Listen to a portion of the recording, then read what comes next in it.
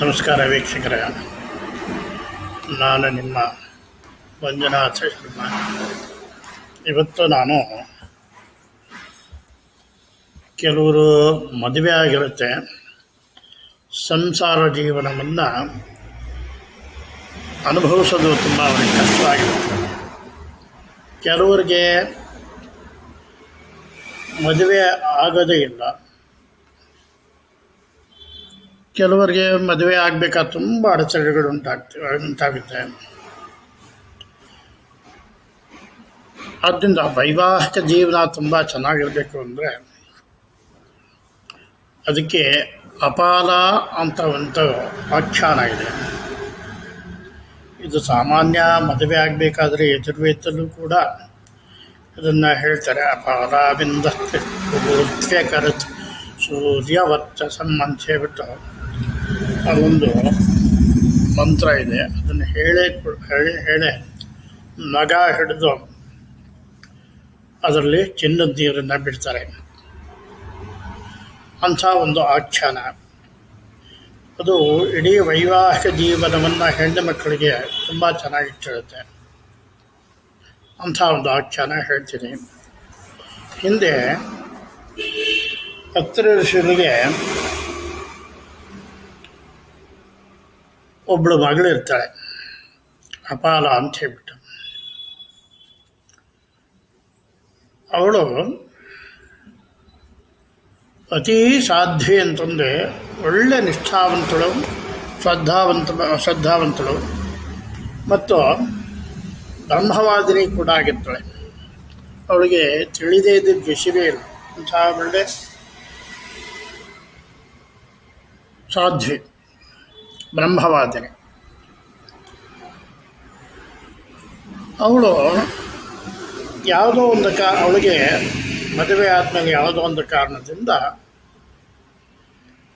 ಅವಳಿಗೆ ತೊನ್ನು ಬಂದ್ಬಿಡುತ್ತೆ, ಅಂದರೆ ಬಿಳಿ ಇದೇನೈತೆ ಬಂದ್ಬಿಡುತ್ತೆ. ಜೊತೆಗೆ ಅವಳಿಗೆ ಮಕ್ಕಳು ಹೆರೋ ಒಂದು ಇದು ಹೊರಟೋಗುತ್ತೆ, ಚೈತನ್ಯನೂ ಕೂಡ ಅವಳಲ್ಲಿ ಹೊರಟೋಗಿರುತ್ತೆ. ಇದಕ್ಕೋಸ್ಕರ ಗಂಡ ಏನು ಮಾಡ್ತಾನೆ ಅಂದರೆ ಇವಳನ್ನ ಓಡಿಸ್ಬಿಡ್ತಾಳೆ. ಈ ಮಕ್ಕಳಿಲ್ಲದೆ ಇರೋ ಸಾಮರ್ಥ್ಯದಿಂದ ಇವಳಿಗೆ ದುರ್ಭಗೆ ಅಂತ ಕೂಡ ಹೆಸರು ಇರುತ್ತೆ.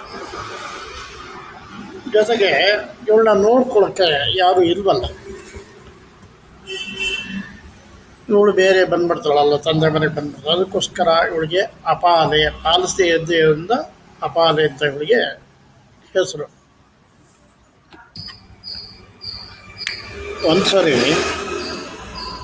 ಈ ಅಪಾಲೆ ತನ್ನ ತಂದೆ ಮನೆಗೆ ಹೋಗ್ಬಿಟ್ಟು ವಾಪಸ್ಸು ಹಿಂದಿರುಗ್ತಾ ಇರಬೇಕಾದ್ರೆ ಒಂದು ಯೋಚನೆ ಬರುತ್ತೆ ಅವಳಿಗೆ. ಇಂದ್ರನ ಕುರಿತು ತಪಸ್ ಮಾಡಿದ್ರೆ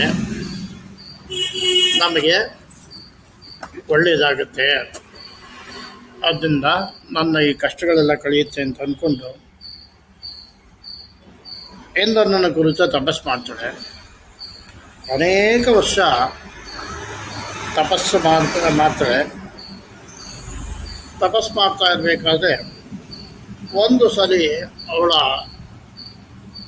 ತಲೆಗೆ ಹೊಳೆಯುತ್ತೆ, ಹೌದು ಇಂದ್ರನನ್ನು ಒಲಿಸ್ಕೋಬೇಕಾದ್ರೆ ನಾವು ಸೋಮಪಾನವನ್ನು ಮಾಡಿಸಿದ್ರೆ ಅವನು ಬೇಗ ಒಲಿತಾನೆ ಅಂತ ಹೇಳ್ಬಿಟ್ಟು. ಆಗ ಅವಳು ಅತಿ ತ್ವರೆಯಿಂದ ಹೋಗಿ ಮನೆಯಿಂದ ಹೋಗಿ ಸ್ನಾನವನ್ನು ಮುಗಿಸಿ ಬರ್ತಾ ಇರಬೇಕಾದ ಹಾಗೆ ಸೋಮಲತೆ ಬೇರೆ ಸಿಗುತ್ತೆ. ತುಂಬ ಸಂತೋಷ ಆಗಿಬಿಡುತ್ತೆ. ಆ ಸೋಮಲತೆನ ಅವಳು ಮನೆಗೆ ಹೋಗಿ ಕುಟ್ಟಿ ಯಜ್ಞ ಮಾಡೋ ಅಷ್ಟು ಅವಳಿಗೆ ವ್ಯವಧಾನ ಇಲ್ಲ, ಮನಸ್ಸು.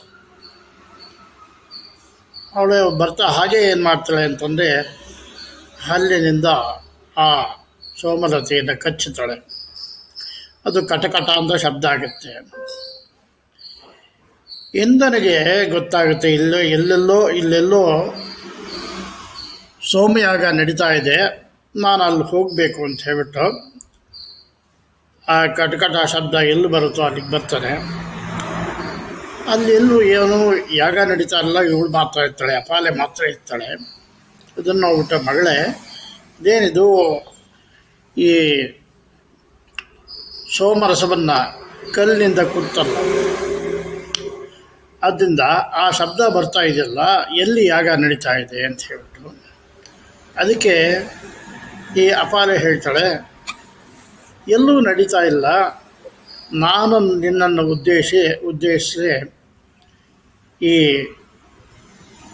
ಇದನ್ನು ಹಲ್ಲಿನಿಂದ ಅಗಿತಾ ಇದ್ದೀನಿ, ಆ ಶಬ್ದ ನಿನಗೆ ಕೇಳಿಸಿದೆ, ಅದಕ್ಕೋಸ್ಕರ ಬಂದಿದೆಯಾ ಅಂತ ಹೇಳ್ಬಿಟ್ಟು.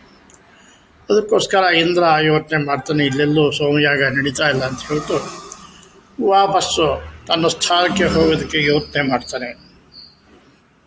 ಹಾಗೆ ಯೋಚನೆ ಮಾಡಿ ಹಿಂತಿರುಗಬೇಕಾದ್ರೆ ಅವಳು ಹೇಳ್ತಾಳೆ, ನನ್ನ ಕೆಲಸ ಆಗ್ದಲೇ ಹೋಗ್ತಾ ಇದ್ನಲ್ಲ, ಏನಪ್ಪ ಮಾಡೋದು ಅಂತ ಹೇಳ್ಬಿಟ್ಟು, ನೀನು ನನ್ನ ಮನೆಗೆ ಬಂತು ಅಂತಂದರೆ ನಿನಗೆ ನಾನು ಬಹುಮಾನವನ್ನು ಕೊಡ್ತೀನಿ, ದಯವಿಟ್ಟು ಸ್ವೀಕರಿಸಿ ಹೋಗು. ಯಾಕಂದ್ರೆ ನೀ ಹಾಗೆ ಹೋಗ್ತಾ ಇರೋದು ನೋಡಿದ್ರೆ ನೀನು ಇಂದ್ರನ ಅಲ್ವೋ ನನಗೆ ಗೊತ್ತಾಗ್ತಾ ಇಲ್ಲ. ಇಂದ್ರ ಆಯಿತು ಅನ್ನೋ ಅತಿ ದಯಾಳು ಅವನು ಎಲ್ಲರನ್ನೂ ಒಂದೇ ರೀತಿ ನೋಡ್ತಕ್ಕಂಥ ಮಹಾಮಹಿಮ. ಅವನ್ನ ನಾನು ತುಂಬ ಚೆನ್ನಾಗಿ ಬಲ್ಲೆ, ಅದರಿಂದ ನೀನು ಇಂದ್ರ ಅಲ್ಲ ಅಂದ್ಕೊಂಡಿದ್ದೀನಿ. ಆದ್ರೂ ನಿನ್ನ ಆಕಾರ ಇದನ್ನೆಲ್ಲ ನೋಡಿದ್ರೆ ಇಂದ್ರನೇ ಅಂತ ಅನ್ನಿಸ್ತಾ ಇದೆ, ದಯವಿಟ್ಟು ಬಾ ಅಂತ ಹೇಳ್ಬಿಟ್ಟು ಅವನು ಬೀದಿ ಇಲ್ಲದೆ ಇಂದ್ರ ಏನು ಮಾಡ್ತಾನೆ, ಅವರ ಮನೆಗೆ ಅಪಾಲೆ ಮನೆಗೆ ಹೋಗ್ತಾನೆ. ಹೋಗಾದ್ಮೇಲೆ ಅಲ್ಲಿ ಇವಳು ಏನು ಮಾಡ್ತಾಳೆ ಅಂದರೆ, ಆ ಸೋಮರ ರಸಕ್ಕೆ ಹೇಳ್ತಾಳೆ, ಇಂದನಿಗೆ ನೀನು ಸ್ವಲ್ಪವಾಗಿ ಮೊದಲು ಹೋಗು, ಆಮೇಲೆ ಅವಳಿಗೆ ಯಥೇಚ್ಛವಾಗಿ ಎಷ್ಟು ಭಕ್ಷಣೆ ಮಾಡೋದಕ್ಕೆ ಸಾಧ್ಯವೋ ಅಷ್ಟೂ ಕೂಡ ನೀನು ಸ್ರವಿಸು ಅಂತ ಹೇಳ್ಬಿಟ್ಟು ಆ ಸೋಮಲತೆಯನ್ನು ಪ್ರಾರ್ಥನೆ ಮಾಡ್ತಿದ್ದಾಳೆ. ಆಗ ಅದನ್ನು ಇಂದ್ರ ಯಥೇಚ್ಛವಾಗಿ ಪಾನ ಮಾಡಿ ಅವನಿಗೆ ಸಂತೋಷ ಆಗುತ್ತೆ. ಸಂತೋಷ ಆದಮೇಲೆ ಅವನು, ಮಗಳೇ ನಿನಗೇನು ಬರಬೇಕು ಕೇಳು ಅಂತೇಳ್ಬಿಟ್ಟು ಹೇಳ್ತಾಳೆ. ಇದರಿಂದ ಈ ಅಪಾಲೆಗೆ ಭಾಳ ಸಂತೋಷ ಆಗುತ್ತೆ. ಇಂದ್ರನ ಪ್ರಾರ್ಥನೆ ಮಾಡ್ತಾಳೆ, ಅಪ್ಪ ಇಂದ್ರದೇವ, ನನ್ನ ಗಂಡ ನನ್ನನ್ನು ಬಿಟ್ಟಿಯಾನೆ.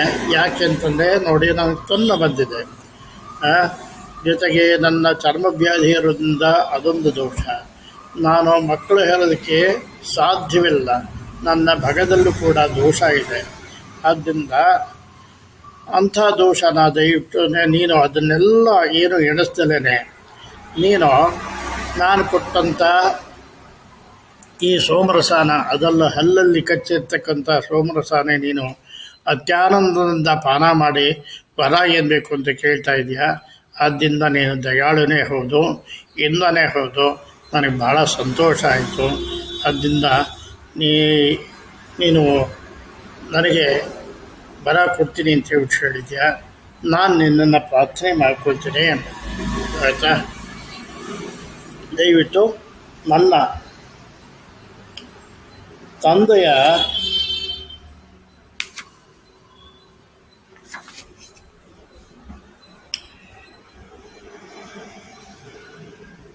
ತಲೆ ರೋಮರಹಿತವಾಗಿರೋದ್ರಿಂದ ಬೋಳಾಗಿದೆ. ಅವನ ತಲೆ ಚರ್ಮ ಸಹ ಸರಿಯಾಗಿಲ್ಲ. ಆಮೇಲೆ ಪ್ರಜನನ ಸಾಮರ್ಥ್ಯ ಇಲ್ಲದೆ ಹೋಗಿದೆ, ಅದು ಕೂಡ ರೋಮರಹಿತವಾಗಬೇಕು, ರೋಮ ಸಹಿತ ಆಗಬೇಕು. ಅಲ್ಲಿ ಕೂಡ ಪ್ರಜನನ ಭಾಗದಲ್ಲೂ ಕೂಡ ರೋಮಗಳೇ ಇಲ್ಲ, ಅಲ್ಲೂ ಕೂಡ ರೋಮ ಸರಿ ಹೋಗಬೇಕು. ಅದಾದಮೇಲೆ ನಮ್ಮ ತಂದೆಯವರ ಹೊಲ ಗದ್ದೆಗಳು ಬಂಜರ ಭೂಮಿಗಳಾಗಿದೆ, ಯಾವ ಬೆಳೆಯನ್ನು ಬೆಳೆಯದೆ ನಿಂತ್ಕೊಂಡಿದೆ. ಇವುಗಳಲ್ಲಿ ಉತ್ತಮ ಫಲ ಸಮೃದ್ಧಿ ಆಗಬೇಕು. ಮೂರನೇದಾಗಿ ಏನಪ್ಪ ಅಂದರೆ, ನನ್ನ ಗುಪ್ತಸ್ಥಾನ ಪ್ರಜನನ ಸಾಮರ್ಥ್ಯ ಇಲ್ಲ, ಅಂದರೆ ಪ್ರಜೆಗಳನ್ನು ಉತ್ಪಾದನೆ ಮಾಡ್ತಕ್ಕಂಥ ಸಾಮರ್ಥ್ಯ ಇಲ್ಲ. ಆದ್ದರಿಂದ ಇದನ್ನು ಸರಿಪಡಿಸಬೇಕು. ನನಗೆ ಗಂಡನೊಡನೆ ಸಂಬಂಧ ಏರ್ಪಡುವಂತೆ ಮಕ್ಕಳಾಗುವಂತೆ ಮಾಡಬೇಕು ಮತ್ತು ನನ್ನ ಈ ಚರ್ಮದ ಕಾಂತಿಯನ್ನು ಸರಿ ಮಾಡಬೇಕು ಅಂತ ಹೇಳ್ಬಿಟ್ಟು ಪ್ರಾರ್ಥನೆ ಮಾಡ್ತಾಳೆ. ಇಂದ್ರ ಮೇಲಿನ ಎರಡನ್ನು ಬೇಗ ಇದನ್ನು ಮಾಡ್ತಾನೆ, ಸರಿ ಮಾಡ್ತಾನೆ. ಅವ್ರ ತಂದೆಯ ವಿಷಯ ಏನಿದೆಯೋ ಅದನ್ನೆಲ್ಲ ಪೂರ್ತಿ ಸರಿ ಮಾಡ್ತಾನೆ. ಇವಳ ವಿಷಯದಲ್ಲಿ ಏನು ಮಾಡ್ತಾನೆ ಅಂದರೆ, ತನ್ನ ರಥಚಕ್ರ ಇದೆಯಲ್ಲ, ಆ ರಥಚಕ್ರದಲ್ಲಿ ನುಗ್ಗಿಸಿ ಇವಳನ್ನ ಸರಿಪಡಿಸ್ತಾನೆ. ಇದು ಹೇಗೆ ಅಂತಂದರೆ, ಮೊದಲನೇ ಸಲ ಇದು ಇವಳು ನುಗ್ಗಿಸಿ ಹೊರಗಡೆ ಬಂದಾಗ ರಥಚಕ್ರದಿಂದ ಎಳೆದಾಗ ಚರ್ಮ ಶಲ್ಯಕ ಅಂದರೆ ಮುಳ್ಳು ಹಂದಿ ಎಂಬ ಪ್ರಾಣಿಯ ಥರ ಪರಿವರ್ತನೆ ಆಗಿಬಿಡುತ್ತೆ. ಅದಾದಮೇಲೆ ಎರಡನೇ ಸಲ ಅವಳು ಚರ್ಮ ಕಳಚಿ ಬಿದ್ದಾಗ ಏನಾಗುತ್ತೆ ಅಂದರೆ ಅವೆಲ್ಲ ಹೆಂಟೆಗೊದ್ದ ಓತಿಕೆತ ಅಂತ ಹೇಳ್ತಾರಲ್ಲ ಅದಾಗಿ ಪರಿವರ್ತನೆ ಆಗುತ್ತೆ. ಮೂರನೇ ಸಲ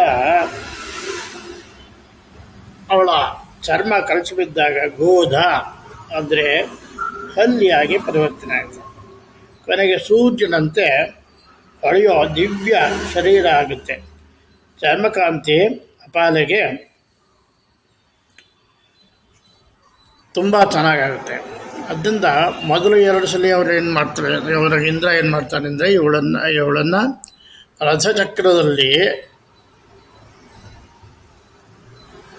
ಆ ರಥಚಕ್ರದ ಸಂಧಿ ಏನಿದೆ ಸುತ್ತ ಮಧ್ಯದಲ್ಲಿರ್ತಕ್ಕಂಥ ಆ ತೂತು ರಂಧ್ರ ಅದರೊಳಗಡೆ ಹಾಕಿ ಎಳಿತಾನೆ. ಮೂರನೇ ಸಲ ಏನು ಮಾಡ್ತಾರೆ ಅಂತಂದರೆ, ನೊಗ ಇದೆಯಲ್ಲ ಮುಂದಗಡೆ ನೊಗ, ಆ ನೊಗದ ರಂಧ್ರದಲ್ಲಿ ಹಾಕಿ ಎಳಿತಾನೆ. ಇದಕ್ಕೋಸ್ಕರನೇ ಇವತ್ತಿನ ಅಂದರೆ ಈಗ ಏನು ಮಾಡ್ತಾರೆ ಅಂತಂದರೆ, ಈ ಯಜುರ್ವೇದ ವಿವಾಹದಲ್ಲಿ